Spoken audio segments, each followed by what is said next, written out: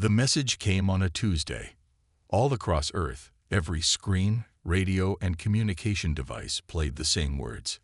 We are watching. We are coming. Prepare to be tested. In the United Nations Space Command Center in Seoul, Captain Han Jin stood with his hands behind his back, watching the message replay on the main screen. His face showed no fear, only focus. Play it again, he said to the tech team. The alien voice spoke in perfect English, though with a strange clicking sound behind the words. Han studied the audio patterns displayed on a smaller screen. They learned our language before contacting us, he said. They've been watching us for some time. General Choi, Han's superior, nodded grimly. What do you think they mean by tested? Nothing good, Han replied. Species that test others usually want to find weakness. 3 days later, a large ship appeared in orbit around Earth. It was smooth and black, shaped like a giant beetle. World leaders argued about how to respond, but in the end, they chose Captain Han Jin to lead the mission. His ship, the Dauntless, was Earth's newest and best spacecraft. Han picked his crew carefully.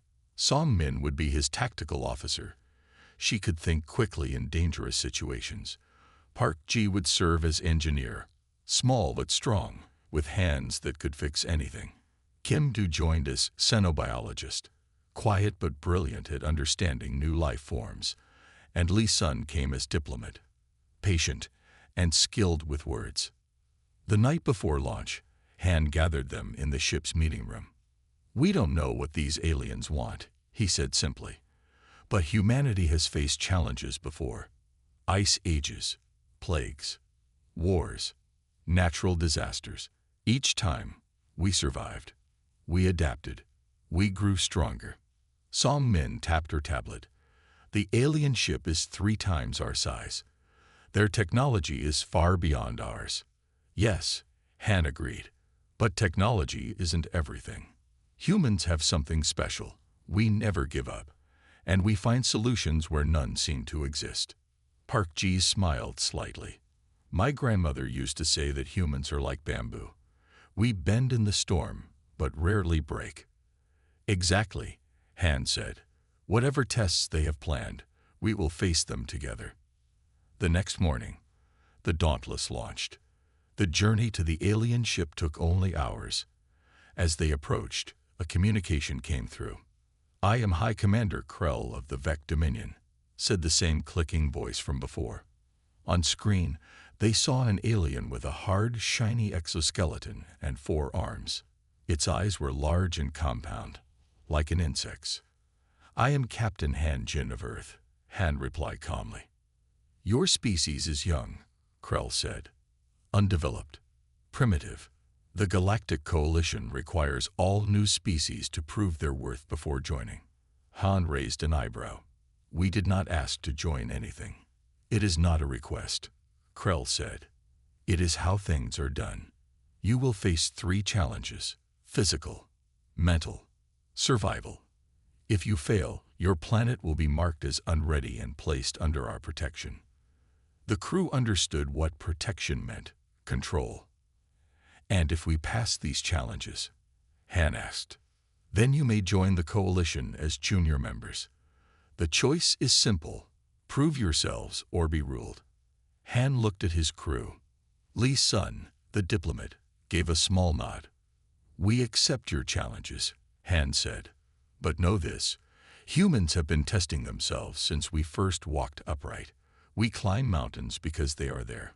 We cross oceans because they seem uncrossable. We reach for stars because they are far away. Krell's alien face showed no expression. Prepare your team. The first challenge begins tomorrow. As the communication ended, the crew looked at each other. They were the first humans to meet aliens, and now they carried Earth's future on their shoulders. Get some rest, Han told them. Tomorrow, we show these Vec what humans are made of. None of them slept well that night, but all of them were ready when morning came. The Dauntless docked with the Vec ship the next morning. Captain Han Jin led his team through a long, dark tunnel. The air smelled strange, like metal and something sweet. High Commander Krell met them in a large round room. 5 other Vex stood behind him. All were tall with hard, shiny bodies. Their 4 arms ended in clawed hands. "The first test is simple," Krell said. "Combat. 1 of yours against 3 of ours. In sequence." Han frowned. "That doesn't seem fair." "Life isn't fair," Krell replied. "The galaxy isn't fair. If humans want respect, they must earn it." The crew gathered in a small side room to talk. "They're twice our size," Song Min said. "And those exoskeletons are like natural armor." Kim Du nodded. "Their muscle density appears 3 times greater than human standard." Han looked at each of his crew members. Who should fight? They all turned to Park Ji, the engineer. He was the smallest human in the room, barely reaching Han's shoulder. "Me?" Park asked, surprised. "You were Special Forces," Song reminded him. Park nodded slowly. 5 years. "But these aliens are stronger than any human." "We don't need the strongest," Han said. "We need the smartest fighter." Park took a deep breath. "I'll do it." When they returned to the main room, the Vex seemed amused by their choice. Krell made a sound like grinding stones, apparently a laugh. "This is your champion?" he asked. "The smallest one." "Size isn't everything," Han replied calmly. The first Vex fighter stepped forward. He was even larger than Krell, with thick armor plates covering his chest and back. The rules were simple. Fight until one side gave up or couldn't continue. No weapons allowed. The Vex attacked first, charging at Park with surprising speed. Park waited until the last second, then dropped and rolled. The Vex momentum carried him forward as Park slipped behind him. The alien was strong, but moved in straight lines. Park circled, dodged, and watched. "Stand and fight," the Vex demanded. "I am fighting," Park replied, dancing away from another charge. The Vex grew frustrated. His attacks became wilder. Park noticed the alien breathing harder. The Vex might be stronger, but humans had better endurance. After 10 minutes, the Vex was gasping. That's when Park finally attacked, striking weak points between armor plates. He targeted joints and the softer underside of the alien's neck. The Vex fell to his knees, too tired to continue. The second fighter learned from the first. He moved more carefully, saving energy. But Park had learned too. He noticed how the Vex protected their right side more than their left. He used this knowledge to land precise strikes. The fight was harder, but the result was the same. Human endurance and adaptability won again. The third Vex was smaller and faster. This fight was the most difficult. Park took several hard hits. Blood ran from his nose and a cut above his eye. But he kept fighting, changing tactics, finding new weaknesses. When the third Vex finally collapsed from exhaustion, Park stood breathing hard, but still on his feet. The room was silent. The Vex had never seen anyone defeat 3 of their warriors in sequence. "How?" Krell demanded. "You are smaller, weaker. Your skin tears easily. You have no natural armor." Park wiped blood from his face. "Humans have been the underdogs our entire history. We survived by being smarter, not stronger, by adapting faster than our enemies." Han stepped forward. "Humans evolved as persistence hunters. We can't run as fast as our prey, but we can run longer. We don't give up." Krell studied the humans with his large compound eyes. For the first time, there was something new in his voice: respect. "You have passed the first challenge," he said. "Rest. The mental test begins tomorrow." As they walked back to their ship, Song Min supported the limping Park. "1 down," Han said. 2 to go." Park managed a tired smile. "They wanted to see what humans are made of. Now they know." "No," Han replied. "They've only seen the beginning." After a night of rest, the human crew returned to the Vex ship. Park Ji's body was bruised, but his eyes were bright and alert. Captain Han Jin led them with confidence, though inside he worried about what would come next. High Commander Krell waited in a new room filled with strange equipment. Tables held tools, materials, and devices the humans had never seen before. The second test is of the mind, Krell announced. You will solve a problem, then build a working device based on your solution. A screen lit up showing complex equations and diagrams. Kim Do, the xenobiologist with physics training, stepped closer to study them. This is a puzzle about communication between dimensions, Kim said quietly. They want us to build a device that can send messages through dimensional barriers. Is that even possible? Song Min asked. Theoretically, yes, Kim replied. But humanity is at least 100 years away from such technology. Krell's mouthparts clicked in what seemed like satisfaction. You have 6 hours. The VEC team will work on the same challenge in a separate room. Best solution wins. After the VEC left, the humans gathered around the screen. They're setting us up to fail, Park Ji said. We don't have the knowledge for this. Han looked at Kim Do. What do you think? Kim's eyes were still scanning the equations. The math is beautiful, but there's something strange about their approach. It's very rigid. Explain, Han said. They're trying to force their way through dimensional barriers using massive energy. It's like using a hammer when you need a needle. Kim turned to Park Ji. What if we try something different? Something smaller but more precise. Park smiled slowly. I like how you think. For the next 5 hours, Kim and Park worked together. Kim solved the theoretical problems while Park built a prototype using the strange alien materials. Lee Sun and Song Min helped by organizing tools and materials, while Han kept watch and offered suggestions. Their device looked nothing like what the equations suggested. It was small, elegant, and used minimal power. Will it work? Han asked when they finished. Kim looked uncertain. The math is solid, but we're taking a very different approach than what the VEC intended. Good, Han said. If they wanted us to think like them, they should have made us VEC, not human. When time was up, the VEC returned with their device. It was large and hummed with power. Krell looked at the human's small creation with what seemed like pity. This is your solution, he asked. It is, Han replied calmly. Demonstrate, Krell ordered. The VEC went first. Their machine glowed and sparked. After a minute of growing noise, a small distortion appeared in the air. Through it, they could faintly see another room. The image lasted 10 seconds before the machine overheated and shut down. A partial success, Krell said. Now your turn. Park Ji activated their device. It made almost no sound. For a moment, nothing happened. Then, like a soap bubble forming, a clear window opened in the air. Through it, they could see not just another room, but what appeared to be another version of themselves standing in the same space. The VEC stepped back in surprise. The connection remained stable for a full minute before Kim Do gently closed it. How? Krell demanded.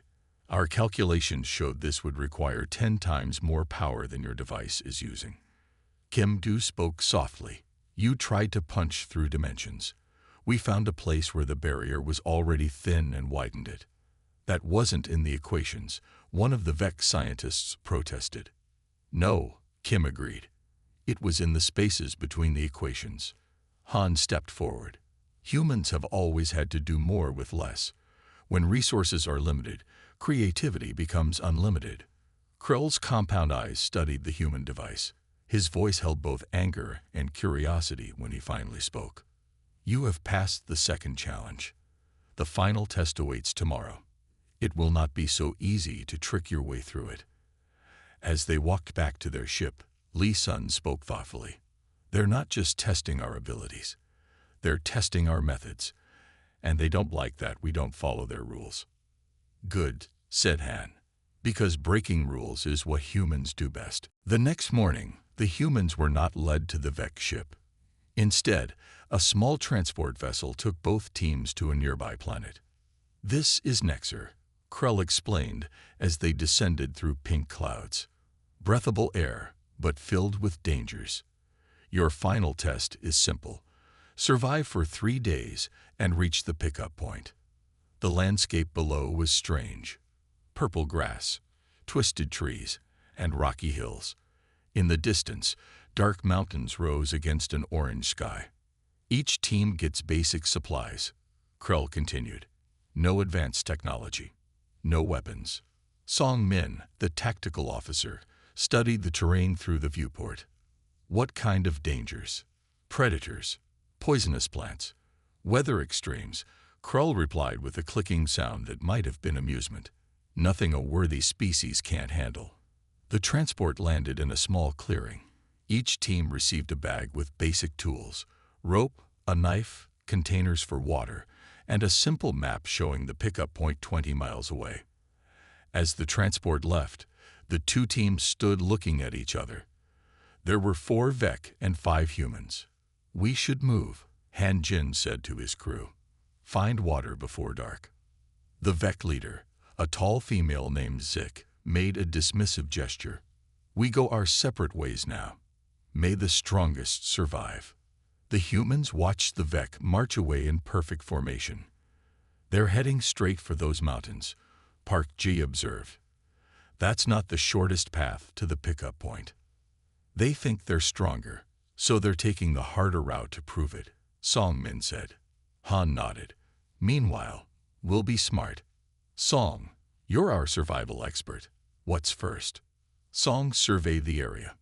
Water, shelter, food. In that order. And we need to understand this environment quickly. Kim Do was already examining plants nearby. I think we should avoid touching anything purple. The chemistry seems aggressive. For the next few hours, the humans worked together efficiently.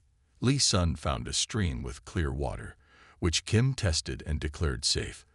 Park Ji and Song Min built a simple shelter using fallen branches and the rope from their pack. Han set simple traps for small animals. By nightfall, they had water, shelter, and had even caught 2 small rat-like creatures for food. Not bad for aliens on day 1, Han said as they sat around a small fire. Suddenly, the sky lit up with purple lightning.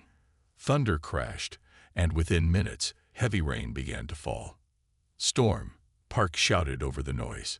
The humans huddled in their shelter, which held against the wind and rain. In the flashes of lightning, they saw something moving on a nearby hill. The Vek, Lee Sun said. They're exposed on the mountainside. Han looked troubled. They could be in danger. Not our problem. Song Min said. This is a competition. No, Han replied firmly. It's a test, and humans don't pass tests by letting others die. Despite the crew's protests, Han led them out into the storm. They struggled up the hillside, fighting wind and rain. They found the Vek huddled under an overhang, but it was giving way. One Vek was injured, its exoskeleton cracked from a falling rock. Come with us, Han shouted over the storm. Our shelter is safe. The Vek seemed confused by the offer. Zik, their leader, clicked her mandibles in anger. We need no human help. Just then, a bolt of lightning struck nearby. The overhang began to collapse. Without hesitation, Park and Song rushed forward, pulling the injured Vek to safety. The others had no choice but to follow. Back at the human shelter, the 2 species huddled together awkwardly. Kim Do helped bind the injured Vek's wound. Why help us? Zik asked Han. We would not have done the same. Because that's what humans do, Han replied simply. We compete, yes, but we also cooperate, especially against greater threats. As the storm raged outside, the Vek exchanged looks of confusion and something that might have been respect. The storm passed by morning. Both teams left the shelter and worked together to cross the difficult terrain. The injured Vek could walk but moved slowly. We will reach the pickup point faster without them, Song Min said quietly to Han. Maybe, Han replied, but sometimes the right path isn't the fastest one. They traveled all day, stopping only to rest and find food. Kim Do and the injured Vek, a scientist named Troll, talked about the strange plants around them. Despite their differences, they shared a curiosity about new things. That night, as they camped by a small lake, Lee's son noticed Zik and another Vec talking in secret. He moved closer, pretending to gather wood for the fire. His sharp ears caught parts of their conversation. High command orders. Eliminate humans if necessary. Cannot join coalition. Lee returned to Han and whispered what he had heard. Han's face turned serious. So this was never a fair test, he said. They never intended to let us pass. What do we do? Lee asked. We keep playing their game, Han said. But we make our own rules now. The next morning, Han gathered his crew while the Vec were still sleeping. I don't think we're being tested to join their coalition, he said. I think we're being tested to see if we're a threat. And if we fail or pass too well, they might decide to eliminate us. Then we need to seem useful but not dangerous, Park Ji suggested. Exactly, Han agreed. We help them reach the pickup point, but we watch our backs. When the Vec woke, both teams continued their journey. The terrain grew harder as they approached the mountains. Strange howls echoed in the distance. Predators, Zik warned. We should move faster. The pace was hard on the injured trail. When he stumbled, Kim Do helped him up. The other Vec watched with confusion. Why do you keep helping? Troll asked Kim. It slows your team down. Because different doesn't mean enemy, Kim replied. As evening approached, they entered a narrow canyon. High walls of rock rose on both sides. The path ahead was the quickest way to the pickup point. Suddenly, Song Min held up her hand. Stop. Something's wrong. What do you see? Han asked. Nothing, Song replied. That's what's wrong. No birds. No insects. Too quiet. Zik clicked impatiently. We have no time for human superstition. The Vec pushed forward. Han held his team back. From above, rocks began to fall. The canyon was a trap. Large creatures with 6 legs and sharp teeth appeared on the canyon edges, knocking down rocks to trap their prey. 2 Vec were hit by falling stones. The path forward was blocked, the path back closing quickly. There, Park Ji pointed to a small opening in the canyon wall. A cave. The humans ran for the opening, helping the injured Vec. Inside, they found a narrow tunnel. It might lead through the mountain, Han said. We can bypass the canyon. Zik looked at the humans with new eyes. You knew it was a trap. We suspected, Song Min corrected. Humans have been both predator and prey in our evolution. We recognize hunting patterns. As they moved through the dark tunnel, Lee's son walked beside Zik. Why does your high command see humans as a threat? He asked directly. Zik was silent for a moment. Because you are unpredictable.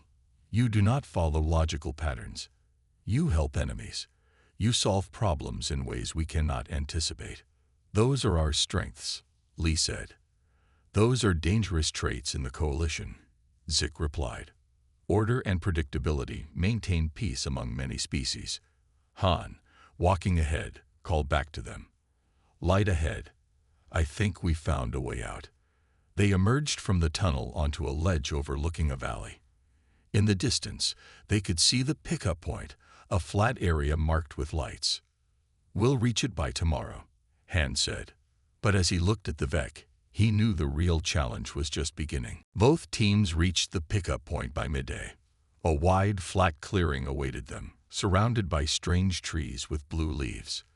The Vec ship appeared in the sky right on time, descending slowly toward them. We made it, Park Ji said, smiling at his fellow humans. Han Jin wasn't celebrating. He had noticed the Vec positioning themselves around the humans, spreading out in a circle. His years of command had taught him to recognize a trap. Stay alert, he whispered to his crew. Something's wrong. As the ship landed, High Commander Krell emerged with 10 armed Vec soldiers. They carried long staffs that crackled with energy. Congratulations on surviving Nexer, Krell said. His voice sounded pleasant, but his eyes were cold. Few species manage it so well. Thank you, Han replied carefully. Does this mean Earth has passed your tests? Krell made that grinding sound that passed for Vec laughter. Passed. Oh yes, you've shown us exactly what we needed to see. With a quick motion, Krell raised his hand. The soldiers raised their staffs, pointing them at the humans. Earth is too dangerous to join the coalition, Krell announced. Your kind thinks differently. You break rules. You find unexpected solutions. You would disrupt the order we have maintained for 10,000 years. Song Min tensed, ready to fight despite the weapons aimed at them. So all this was just to confirm what you already decided. Correct, Krell said. We needed to understand the human threat before containing it. Your planet will be quarantined. For the good of all. Han stepped forward, hands raised to show he was unarmed. You're making a mistake. Humans don't want to disrupt your coalition. We want to learn, to grow, to contribute. Perhaps, Krell replied, but we cannot take that risk. Zik, who had traveled with them, seemed troubled. High Commander, these humans saved us during the storm. They helped Troll when he was injured. Unpredictable behavior, Krell dismissed. Another reason they cannot be trusted. The soldiers stepped closer. The humans backed up slowly, forming a tight group. Any ideas? Han whispered to his team.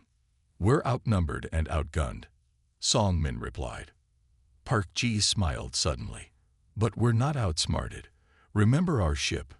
Remember what I did before we left. Han's eyes widened with understanding. During the preparation for the mission, Park had upgraded the Dauntless systems, adding some special features. We need to stall them, Han said. Li Sun, the diplomat, stepped forward. High Commander Krell, before you take action against us, you should know something about humans. And what is that? Krell asked, amused. We're always prepared for betrayal, Li said calmly. It's in our history, our stories, our training. While Li spoke, Han pressed a small button on his wrist communicator. It sent a simple signal to the Dauntless, still docked with the Vec mothership. Whatever precautions you've taken, they want. Krell began. A massive explosion cut off his words. Far above, a section of the Vec mothership erupted in flames. What have you done? Krell demanded, his composure broken. Disabled your weapons systems, Han replied. And your communication array. And your engines. Park Ji had programmed the Dauntless Eye to activate if it received the distress signal. The small human ship had launched precise strikes against key systems on the much larger Vec vessel. Impossible, Krell hissed.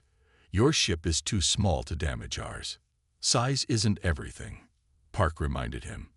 We learned that during our first challenge, remember. The soldiers looked to Krell for orders, their confidence shaken.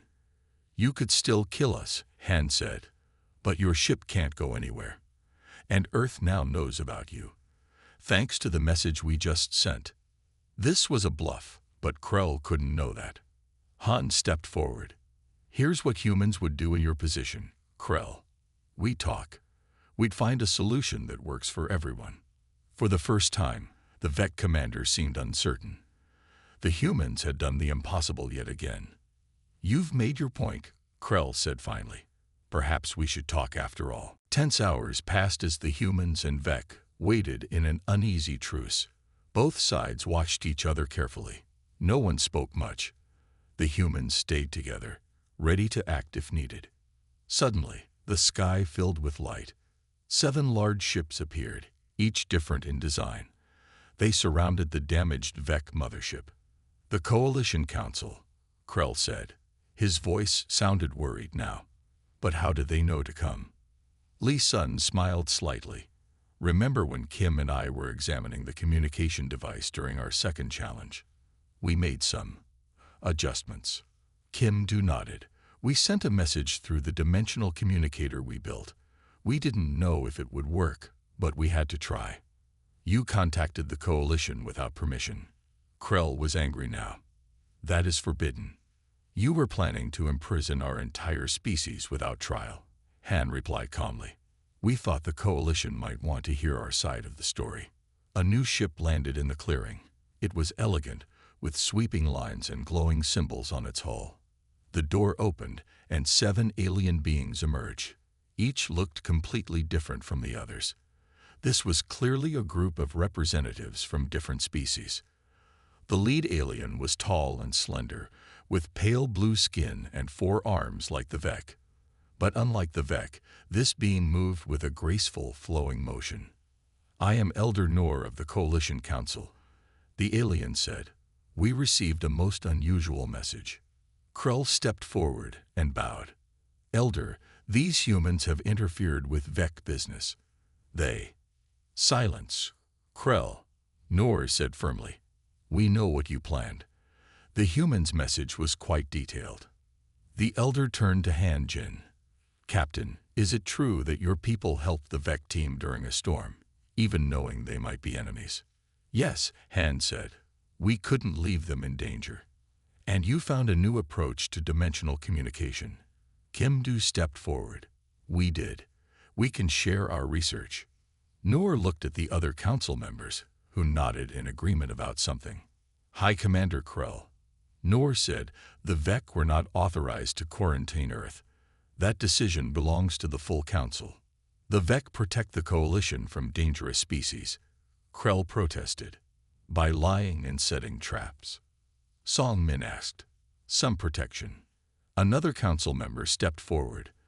This one had thick fur and a broad face with kind eyes. "We have watched the tests," this alien said. The humans showed courage, intelligence, and most surprisingly, mercy. These are rare and valuable traits. Noor nodded. The coalition was formed to bring different species together, not to control them. The Vec have forgotten this. The council members formed a circle and spoke quietly among themselves. The humans waited nervously. After a few minutes, they returned. "We have reached a decision," Noor announced. "Earth will not be quarantined. Instead, we invite humanity to send representatives to the coalition as observers." Han bowed respectfully. "Thank you, Elder Noor." Furthermore, Noor continued, "the Vec's authority to test new species is suspended. Their actions here were not in the spirit of our alliance." Krell's body stiffened in anger and shame. "The humans are unpredictable. They break rules. They think differently," interrupted the furry council member. "Just as my people think differently from yours, Krell. That is the strength of the coalition. Many minds, many approaches." Han stepped forward. "Elder Noor, we accept your invitation. Humans have much to learn, but we also have much to offer." Noor's 4 eyes seemed to smile. "Indeed. And one more thing. We would be very interested in examining your ship's programming. Any AI that could disable a Vec cruiser must be quite impressive." Park Ji grinned proudly. "I'd be happy to explain it, though you might find our methods a bit human." "That," said Noor, "is exactly what interests us." The next day, aboard the Coalition Council's ship, a formal hearing was held. The grand meeting chamber had seats for all 7 council members, plus the human and Vec teams. The walls were transparent, showing the stars all around them. High Commander Krell was angry. He had lost face before the council and blamed the humans. As everyone settled into their seats, he stood suddenly. "I challenge these humans to one final test," he announced. "A direct competition between our species. The winner's recommendation about Earth will be followed by the council." The council members looked surprised. Elder Noor leaned forward. "This is irregular, Krell." "But allowed under coalition law," Krell insisted. "When 2 species disagree on a major decision, they may resolve it through challenge." Han Jin looked at his crew. They nodded, ready for whatever came. "We accept," Han said, standing. "What is the challenge?" Krell smiled coldly. "Combat, of course. Your best warrior against mine." The council chamber filled with murmurs. Everyone remembered how Park Ji had defeated 3 Vec warriors. "No," Han said firmly. "We've already proven ourselves in combat. I propose a different challenge." "You don't get to choose," Krell snapped. "Actually," the furry council member said, The challenged party may suggest an alternative. The council then decides which challenge is more appropriate. Han looked directly at Krell. I propose a test of problem solving. Something that truly matters to the coalition. Elder Nor seemed interested. What do you suggest, Captain? I understand two coalition species, the Melov and the Tarka, have been fighting over mining rights on a shared border planet. Han said. The dispute has lasted 50 years with no solution. Let both our teams try to solve it. Nor's 4 eyes blinked in surprise. How do you know about that conflict? Li Sun smiled. We studied coalition history while we were waiting. Knowledge is a human weapon too. The council discussed briefly. Then Nor announced their decision. The challenge is accepted. Each team will have 3 hours to develop a solution. The council will judge which is better. Both teams were given data about the conflict. The humans learned that the Melov, a stone-like species, needed certain minerals to reproduce. The Tarka, who were plant-like, required the same area for growing their seedlings. Neither would compromise. This is a real problem with no easy answer, Kim Du said as they studied the information. No wonder it's lasted 50 years. The VEC will propose a strict division of resources, Li Sun predicted. That's their way. Rigid rules and hierarchy. Han thought carefully. Then we need to find a third option. Something neither side has considered. For the next 3 hours, the humans worked together. Song Min created maps showing resource distributions. Park Ji designed a mining system. Kim Du analyzed the chemical needs of both species. Li Sun studied their cultures for common ground. When time was up, both teams presented their solutions to the council. As expected, the VEC suggested strict division of the planet, with penalties for any side that took more than their share. When it was the humans' turn, Han stood before the council.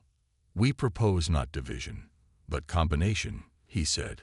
Our research shows the mineral compounds both species need can be artificially created by combining other elements found elsewhere on the planet. Kim Du explained the science. Park Ji showed designs for facilities that could produce these compounds. Song Min demonstrated how both species could work in different areas without conflict. Li Sun suggested a shared council where both species would govern the operation together. Instead of fighting over limited resources, Han concluded, they can create unlimited resources through cooperation. The council chamber was silent.